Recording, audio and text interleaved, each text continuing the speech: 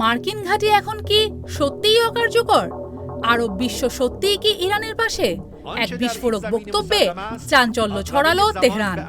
ইরানের সর্বোচ্চ নেতৃত্ব দাবি করছে মধ্যপ্রাচ্য আর আগের মতো নেই। একসময় যেসব দেশ ছিল যুক্তরাষ্ট্রের কৌশলগত দুর্গ, আজ তারাই কি দুর্বল প্রাচীর হয়ে উঠছে? তেহরানের বার্তা স্পষ্ট, এই অঞ্চল আর কোনো বিদেশি শক্তির নিরাপদ আশ্রয় হবে না। দীর্ঘদিন ধরে মধ্যপ্রাচ্যে যুক্তরাষ্ট্রের সামরিক উপস্থিতি ছিল গুরুত্বপূর্ণ শক্তির কেন্দ্র। ইরাক, সিরিয়া, কাতার, বাহরাইন সহ বিভিন্ন দেশে রয়েছে তাদের কৌশলগত ঘাঁটি ও মিত্রজোট। কিন্তু এখন দৃশ্যপট দ্রুত বদলাচ্ছে। একদিকে যুক্তরাষ্ট্র তাদের নিরাপত্তা জোটগুলো যেমন গালফ সহযোগিতা পরিষদ নিয়ে তাদের ভারসাম্য ধরে রাখার চেষ্টা করছে, আর ইরান ধীরে ধীরে আঞ্চলিক প্রভাব বাড়াচ্ছে।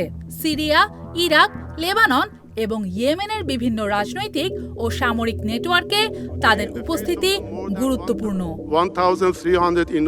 এই অবস্থায় বিভিন্ন আরব রাষ্ট্র এখন সরাসরি সংঘাতে না গিয়ে কূটনৈতিক ভারসাম্য, অর্থনৈতিক স্বার্থ এবং আঞ্চলিক স্থিতিশীলতাকে অগ্রাধিকার দিচ্ছে। একপক্ষীয় জোটবদ্ধতা নয়, বরং একটি জটিল মাল্টিপোলার রিজিওনাল অর্ডারের দিকে অগ্রসর হচ্ছে মধ্যপ্রাচ্য। এদিকে পারস্য উপসাগর জুড়ে এখনো উত্তেজনা চরমে। ড্রোন, ক্ষেপণাস্ত্র, নৌটহল সবই সক্রিয়। ইরান থেকে ক্ষেপণাস্ত্র ও ড্রোন হামলা চালানো হয়েছে একাধিক আরব দেশের দিকে। টার্গেট ছিল মূলত যুক্তরাষ্ট্র সমর্থিত ঘাঁটি ও অবকাঠামো। কিছু হামলা প্রতিহত করেছে যুক্তরাষ্ট্র ও মিত্ররা, কিছু আবার আঘাত হেনেছে সামরিক ঘাঁটির আশপাশে।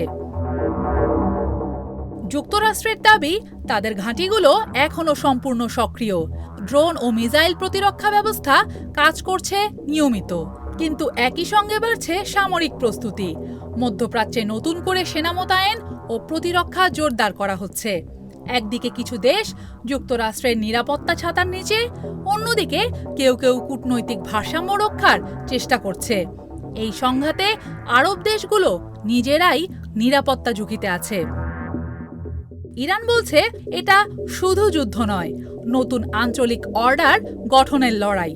তাদের বার্তা, মধ্যপ্রাচ্য আর বিদেশি সামরিক আধিপত্য মেনে নেবে না। অন্যদিকে পশ্চিমা বিশ্লেষকেরা বলছেন এটা আঞ্চলিক শক্তির ভারসাম্য বদলানোর চেষ্টা, কিন্তু এখনো চূড়ান্ত নিয়ন্ত্রণ কারো হাতে যায়নি। একটি সত্য স্পষ্ট, কূটনীতি এখন ছাপিয়ে যাচ্ছে ক্ষেপণাস্ত্রের শব্দে। প্রতিটি হামলা তৈরি করছে নতুন প্রতিশোধের শৃঙ্খল, আর প্রতিটি বক্তব্য বাড়াচ্ছে অনিশ্চয়তা। কিন্তু প্রশ্ন থেকেই যায়, এটা কি বাস্তব পরিবর্তন, নাকি কেবল যুদ্ধের ধোঁয়ায় তৈরি রাজনৈতিক বয়ান?